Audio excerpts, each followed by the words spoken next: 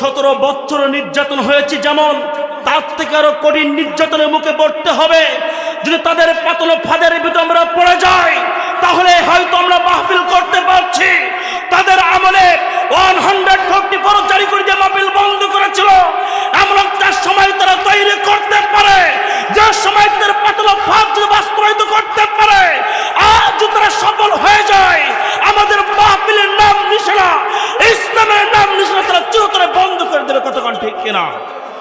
এই জন্য আপনাদেরকে বলি, ঐক্যবদ্ধ ভূমিকা রাখুন, সকল দল মত নির্বিশেষে ঐক্য করুন।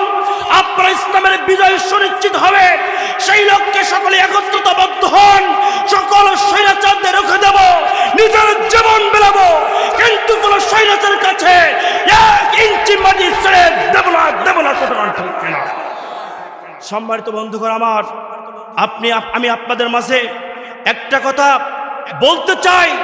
সে কথাটা হচ্ছে এই, যে আমাদের সকল কিছু ভুলে যে শুধুমাত্র আল কোরআনের দিকে যারাই ডাকে তাদের পক্ষে আসতে হবে। এখানেই আসলেই পরে শান্তি। এই পথ থেকে যারা চলে যাবে তারা অশান্তির ভিতরে, তারা জাহান্নামী। এতে কারো ডাউট আছে? কেউ কি মিথ্যা প্রমাণ করতে পারবেন? তাই যদি না হয়, কোরআন দিয়ে যারা ডাকে তাদের কাছে ছুটে আসুন। নিজের জীবন যেমন গড়তে পারবেন, ঠিক তেমনি ভাবে আপনার এই সমাজ ব্যবস্থা, ভাই সাউন্ডটা ভালো করে দেন, এই সমাজ ব্যবস্থাও তেমন ভাবে ভালো হবে।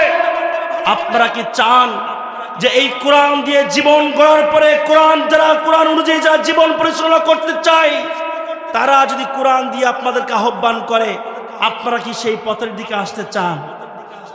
সেই পথে যদি আসেই, তাহলে সমাজ ব্যবস্থা ভালো হয়ে যাবে।